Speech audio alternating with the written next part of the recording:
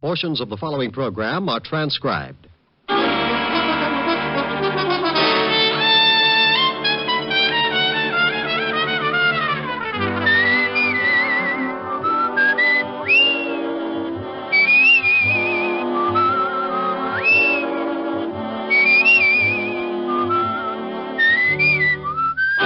Here's Dick Powell as Richard Diamond, private detective.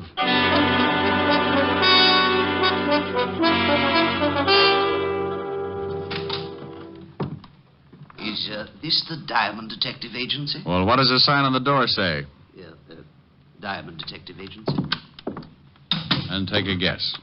Are you Mr. Richard Diamond? It depends. How much does he owe you? Nothing. You just want to speak to him? I do. You come as a client? Yes, I do. You have 100 a day in expenses? Yeah, I do. Then I now pronounce this man and client. Your name, please? My name's Thomas Jason. The stockbroker? You better pay cash. Oh, I'm retired now, Mr. Diamond. And to end this nonsense, here's your $100. Oh, thank you. Now, what's your trouble? It's Carol, my adopted daughter. We adopted her when she was 12, but my wife died shortly after.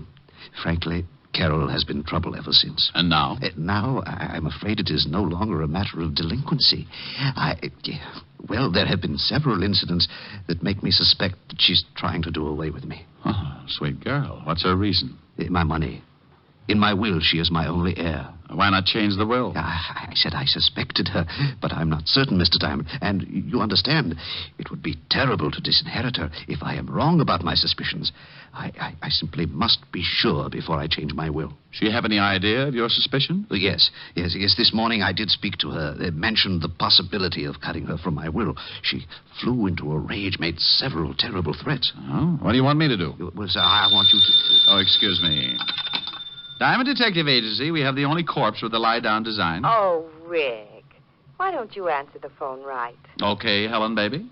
Diamond Detective Agency, Mr. Richard Diamond speaking. What? See, it throws you. Mr. Diamond. Honey, I'll see you tonight. I got a client. She? He. Good. Bye. You were saying, Mr. Jason, before I was so nicely interrupted. Yes, I want you to either prove my fears to be true or groundless. If I am right, I will change my will, of course. Where do I start? Come to my house at 3 this afternoon. Here's the address. I'll introduce you to my stepdaughter, Carol, as a business acquaintance.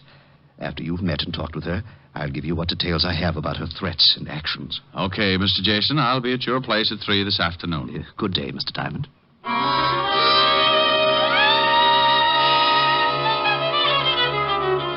I checked the time and found it to be nearly 12, so I beat it out to grab a bite of food before the noon rush began. Cafes in downtown Manhattan at lunchtime can only be compared to a can of sardines after all their relatives move in. When I had downed my daily bread, I went back to the office, did a little washing, and found myself with still time to kill. So being interested in my new client's problems and always liking a clear view of a new case, I dropped in at the 5th Precinct to see what Lieutenant Levison had on the Jason family. When I walked into the squad room, I found Sergeant Otis tilted back in his chair with his number 14s crossed on the desk in front of him. From the sounds he was making, he was either sleeping or gargling with molasses.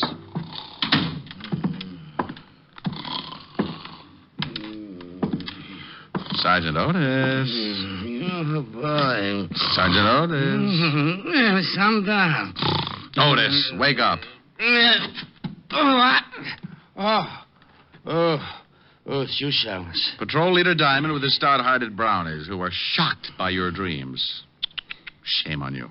Hey, how'd you know I was dreaming about a dame? I peeked. You know, I think I'll tell the lieutenant that you were sleeping on the job. Well, no, please don't do that, Chalmers. You start me pounding the beat again. Please don't tell him. Well, maybe I'll let you off the hook, but only if you tell Walt we're pals. That might stop him from giving me the devil about ribbing you. Pals?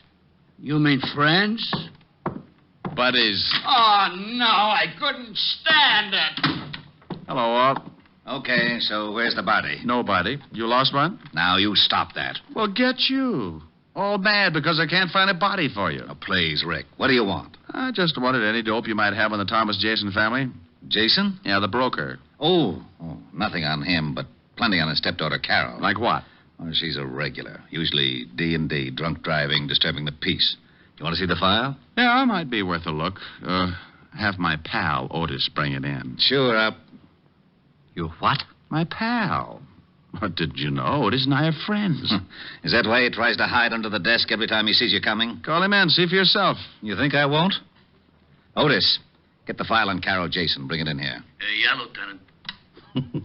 Now we'll see. Friend, that's a laugh. It's a laugh yourself. You better be feeling good. Yeah, what do you mean by that? You'll see. Yeah, Lieutenant, here's the file. I'll take it, Otis. Thank you very much. Sergeant Otis, you have an opportunity to do me a great favor. Please, and without profanity, tell me what you think of Rick. Oh, he's nice. What? You're turning blue, Walt. I'll turn blue if I want to. What did you do to Otis? Dope him? You heard him. He thinks I'm nice. We're pals, buddies. I heard him all right, but I wouldn't believe it on a stack of police manuals. Otis, I'll give you one chance. What's this all about? The shamus told you, Lieutenant. I think he's a swell egg, a great guy. Thank you, Otis, my friend. Always kidding, but a good pal. Otis, do your feet ache? My feet? Why, no, Lieutenant. Well, they will. I'm sending you to a beat. A beat? Yes, in Yonkers. Oh, no!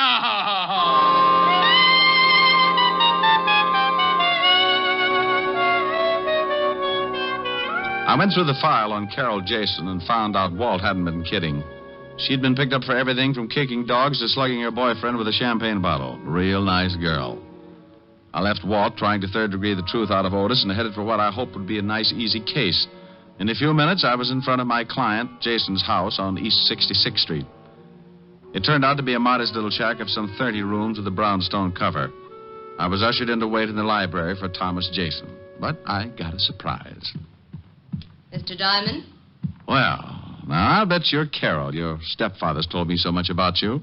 You're a friend of my stepfather's? Well, you might say we have things in common. Where is he? I'm afraid you can't see him, Mr. Diamond. You see, he's become quite ill. Oh, ill so quickly? I talked to him a few hours ago. He's about as sickly as Paul Bunyan. Mr. Diamond, will you please leave? Not until you tell me what happened to Jason, where he is, and why I can't see him. Get out. Do you hear me? Get out. Oh, put a cork in it, honey. Your father suspected trouble. Apparently it came quicker than he thought. Me, I want to know all your little secrets. Just who are you? Policeman? Private policeman, dear. Your father hired me this morning. Well, I'm firing you this afternoon. Father's ill, and I will not allow him to be disturbed. He paid me for a day's work. Tomorrow you can fire me. Is he here? No. Now, will you get out, or do I call the real police? No, maybe you'd better, dear. There's a smell around here that isn't a room full of roses. All right. If it's going to save trouble, I will tell you this much. Father had a serious mental condition. This afternoon, a couple of hours ago, he had an attack. And I was forced to have him taken to a place where he could be treated properly. With what? Embalming fluid? Why, you insulting. Where was he taken? Who's the doctor? I think I've answered all the questions I need to, Mr. Diamond. My actions are entirely legal. If you persist in your insinuations, I shall see that your license is revoked and that you are charged with defamation of character. Oh, get you. You've been reading up on the law, and I'll bet I know why. All right, dear. I'll leave now. Go on, and don't come back. Temper, temper, temper. I'm going, but we'll see each other again.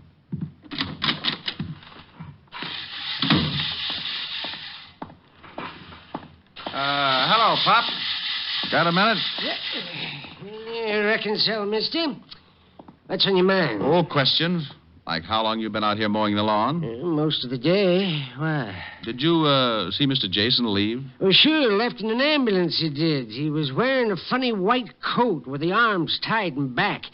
My fashion certainly changed. You didn't notice any name on the ambulance, did you? Well, as a matter of fact, I did, mister. Oh, my, it was a silly name. About the silliest I've ever heard of. Oh, the name, Pop. What was it? Oh, don't be in such a dang rush. It was, Home Sweet Home Rest Home. Oh, no. Ain't that silly? I don't think my client agrees with you. If he was taken there for arrest, it may be a permanent one.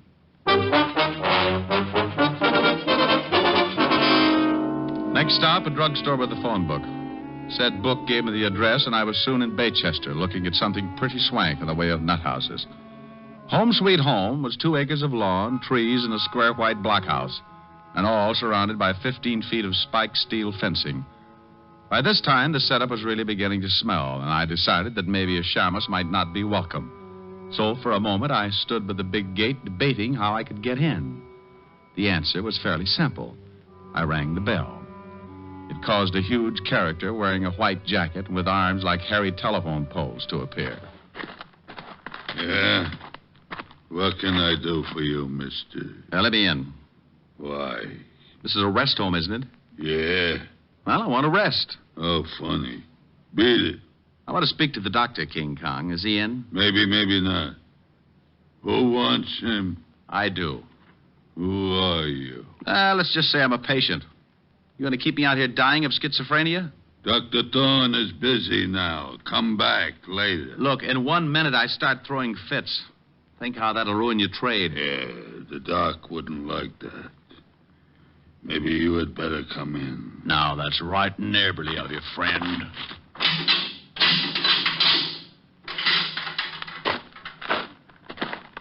Wow. Nice place. For nuts? Please. I'm a patient, remember? So, if you're a nut, I should care. If you ain't, why should you? Now, that's a homely bit of philosophy. Tell me, what do you do here? Break skulls?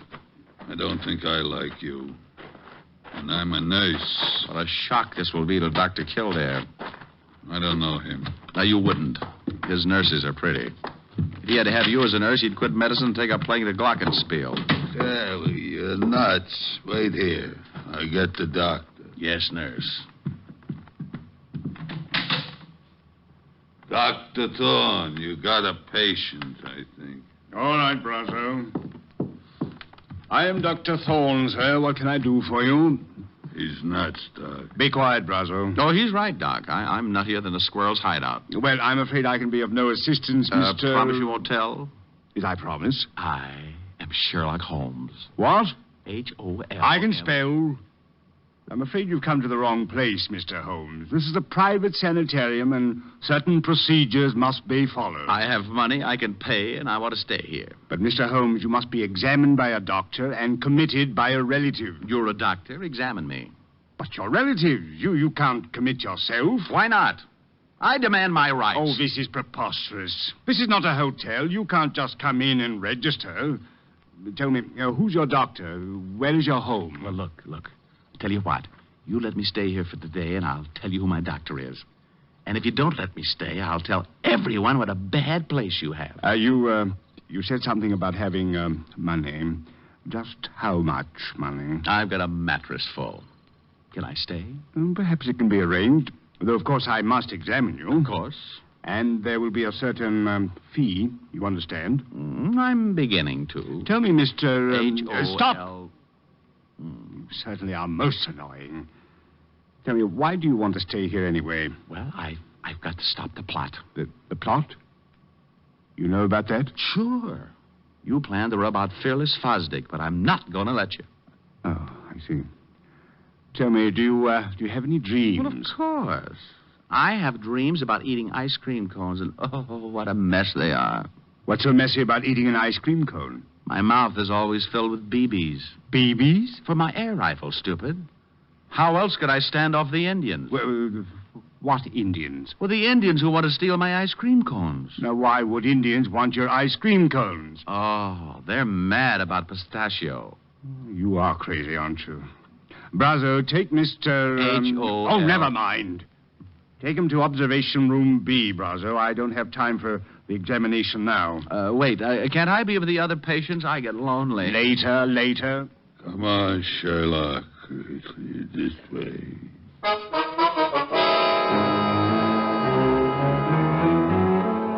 Well, I was in, thanks to the good doctor not being able to pass up a possible easy buck. The Big 8 Brazo led me to a small room with bars on the window and a spring lock on the door. When he left, I made like a smart gumshoe and went after the lock with my penknife. Due to my early training in picking locks at the automat, I was out like Alabama.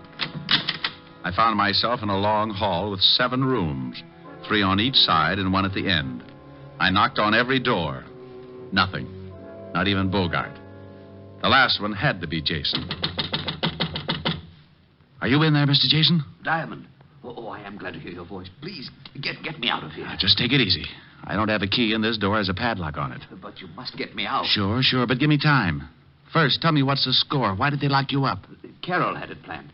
She has paid Dr. Thorne to keep me here until I go crazy. She wants to have me judged legally insane so she can take the estate. Yeah, well, maybe I can put a few kinks in her plan. Wait, Diamond. Where are you going? There's a phone in the doctor's office. If no one's there, I'll use it to get help. Yes, but what if you can't get to the phone? And I go out and get the Marines. If I can get by that ape man, that locked gate. Don't go away.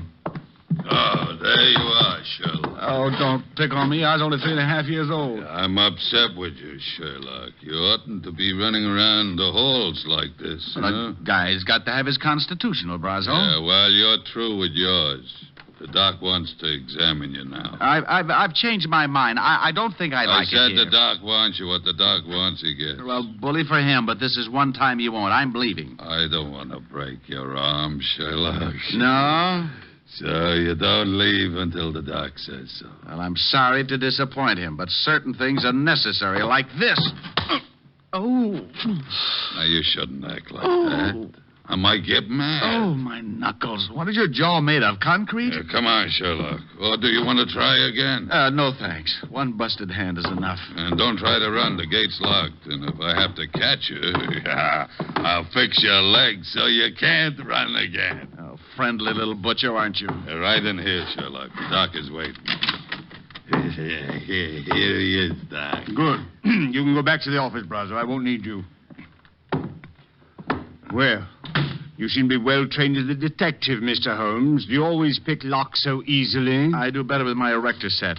But you needn't examine me further. I've changed my mind. You've changed your...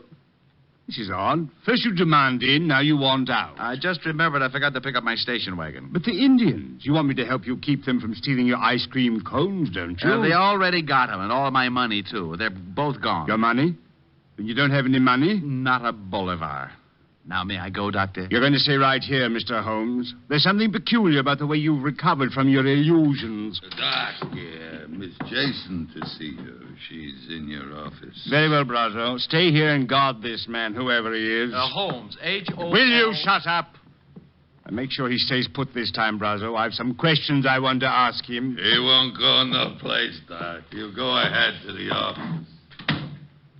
Well, Carol, this is a pleasant surprise. Come to visit Jason. Thorne, our plans will have to be changed. Changed? Something has come up that may cause an investigation of stepfather's illness. We can't afford to take a chance of that. But we can't let Jason go now. I had no such intentions. He must be taken care of tonight. Taken care of? But that's impossible. How could He must be gotten rid of. What? Oh, no. No, I didn't bargain for murder. Look, Thorne, you're in and you stay in. I've paid you $10,000. Don't forget it. But why all this sudden rush to change our plan? Why can't we A do private it? detective came to see me this morning. He was hired by stepfather. I knew he had suspicions, but I didn't know they'd gone so far. A detective? Oh, he can't act legally, but he's the sort to cause trouble. Detective. Private detective. Sherlock Holmes. He's rambling about. I'm afraid we're in serious trouble. Come with me. What? Your private detective. I think he's already found Jason. Come on. You wouldn't like to earn $100, would you, Brazo? No. It is you, Diamond. Uh-oh, fun's over. Thorne, you fool. How'd he get in here? He said he was a patient, Carol, and I swear he seemed crazy enough. He probably said he had money. You seem to understand each other, honey, but do you mind? I'd like to take Mr. Jason home For now. a couple of extra dollars, you let him walk right in. Oh, Thorne, you're an idiot. I suppose he's found Jason and talked to him. Well, he did get out of his room and wander about. Oh, that's great. So now he knows the whole works.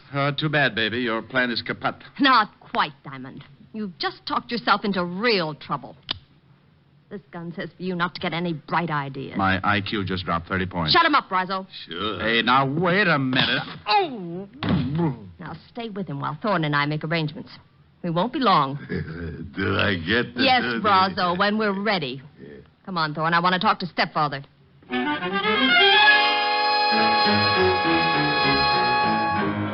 Brazo's fist was made of the same stuff as his jaw. By the time I came around, darkness had painted the window, and the room was full of shadow and Brazo. The big hulk was squatting a few feet away, paying no attention to me. So I waited till my mind was clear while I eased off my right shoe. The heel was leather with a steel plate in it. I could only hope it was harder than Brazo's skull. With the shoe in my hand behind me, I was ready. Only to have him catch me stirring. Coming to, Shamus? Yeah. Hand me my cigarettes, will you, Brazo? You need a smoke, huh? Sure. Where are they? Fell out of my pocket over there behind you. Where? I don't see it. Say, that's not... Need another? Stop that. Oh, come on, Buster, fall. Well, is little old Brazo finally getting sleepy? Happy New Year, Buster.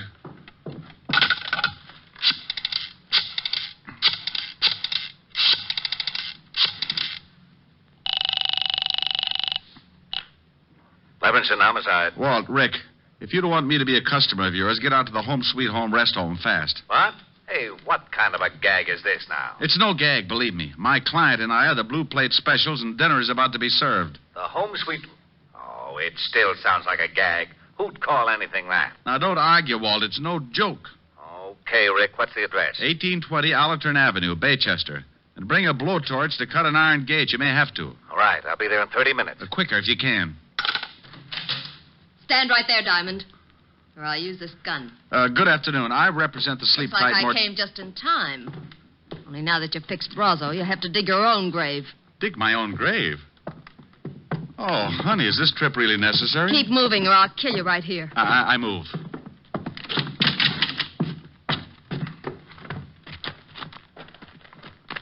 Keep going. Over there behind those trees where Thorne and Jason are. Well, is Jason... He's alive, but not for long. Where's Brazo? I thought he was going to... Diamond knocked him out. They can dig their own graves. There, the shovels. Get busy. Carol, please, you may have the money. I swear... Shut up and dig. Carol, this is... Just work the shovel.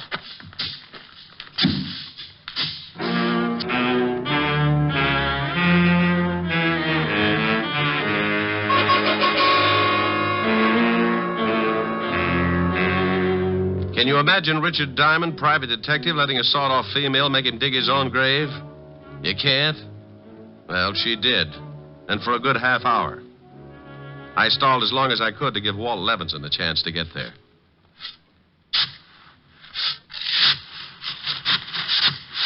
That's enough. I said that's deep enough. Oh, please, I'm just started. You're finished. Jason, get into that hole with him. Very well. I guess this is it, Diamond. Sorry to have dragged you in. Well, that's a horrible way to say it. Don't we get time for a last cigarette? No. Thorne, take this gun. What? Oh, no, I'm not going to kill them. Shut up and take this gun. Oh, don't do it, Thorne. Be a man about it. Here, Thorne. Don't be such a weakling. 2 shots and it's over. No, it was your idea. I'm no murderer. Atta boy, stick up for your rights. You shut up. Thorne, do you do the job or do I make you number 3 in that grave? You wasn't there. You need me. Atta boy, Thorne, tell her. Go on, Thorne, take the gun. No, I can't. I just can't. Not like this. You weakling. I'll do it myself. Now, turn around, Diamond. Oh, now, look, baby, this thing's getting out of hand. You shoot me and the law will be all over the place. Not until I've filled that grave in over you. I called him, baby. Oh, you're lying. Am I? Well, just turn around and take a look at that lovely big fat policeman standing over there by that tree. You really don't expect me to fall for an old stunt like that. Well, if you don't, you'll fall for something. It's your funeral. No, it isn't. It's yours. All right, lady, drop it. What? Why, you... Smarty. I'll kill you anyway. Carol.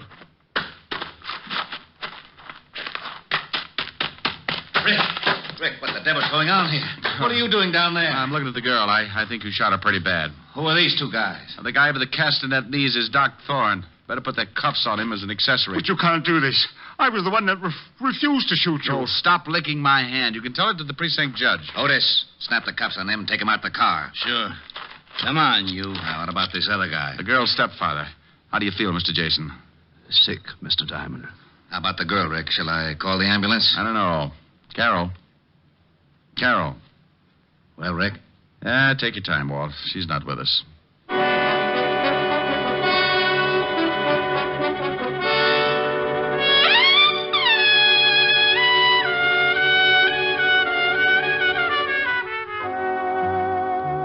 I gave Walt the story, then took Jason to his house. Stayed there long enough to brush the dirt off my clothes, wash my hands, and then I headed for a delayed date. At 975 Park Avenue, I found a big fireplace and a lovely redhead waiting for me. A redhead wearing a dress that was part green silk and part... Well... I'm the library, darling. Come on in. Hello, Helen, baby. You sound like you found oil in the basement. What's with the cheer?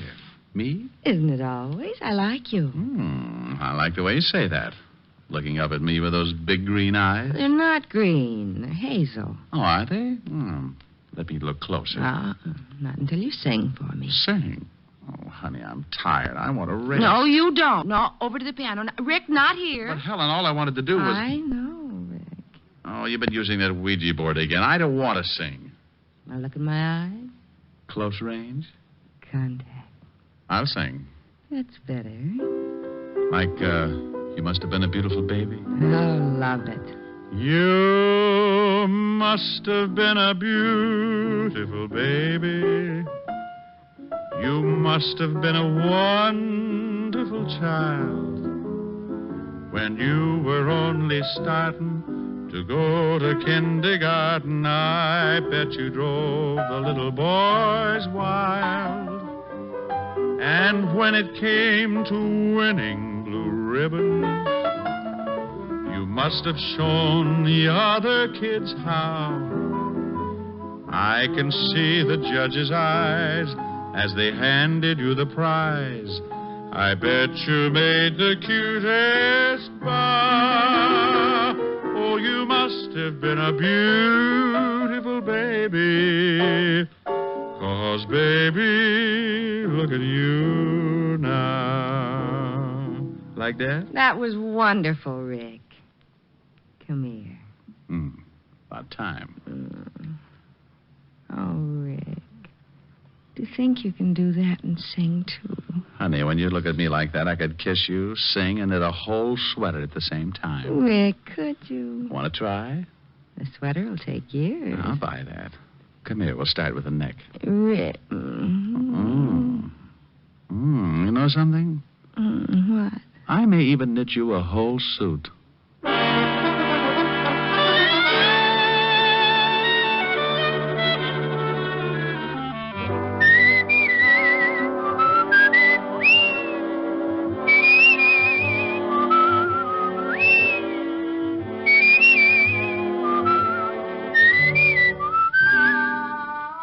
You have just heard Richard Diamond, Private Detective, starring Dick Powell. Helen was played by Virginia Gregg, Lieutenant Levinson by Ed Begley. Also in our cast were Wilms Herbert, Hy Averback, Betty Moran, Howard McNear, Edwin Max, and Jay Novello. Music was under the direction of Frank Worth. Tonight's story was written by Herb Purdom and edited and directed by Blake Edwards. Portions were transcribed. Dick Powell soon will be seen in the screen version of the best-selling novel, Mrs. Mike.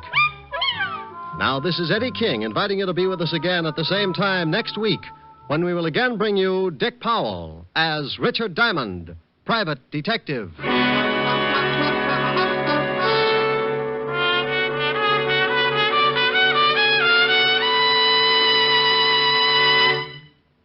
How much is your life worth? Think about that for a minute. Is it worth a little care? Well, that's all that's needed to protect it on America's streets and highways. Only your careful driving and your acceptance of personal responsibility for your own life can guard you from the dangers of the road. The price that you may pay for carelessness is a high one, and it's a price that thousands upon thousands of accident victims have already paid. Their gamble with death behind the wheel is a stark warning, a warning that an accident can happen to you. Last year alone, some 32,000 persons were killed in traffic accidents, and well over 1 million others were injured. Smash-ups have averaged more than 1 a minute, every minute of the day and night. These are the facts of traffic dangers. As for the facts of traffic safety, well, they all boil down to just 2 facts. Careful driving by automobile owners, careful walking by pedestrians. So drive carefully, walk carefully. The care you take may save a life, and that life may be your own. Saturday night is packed with entertainment when you stay tuned to NBC's star lineup of shows. Each Saturday, make it a point to listen to NBC. You'll hear Hollywood Star Theater, Ralph Edwards' Truth or Consequences, Your Hit Parade, A Day in the Life of Dennis Day, The Judy Canova Show, Grand Ole Opry, and songs by Morton Downey. Now, stay tuned for Lionel Barrymore and Hollywood Star Theater on NBC.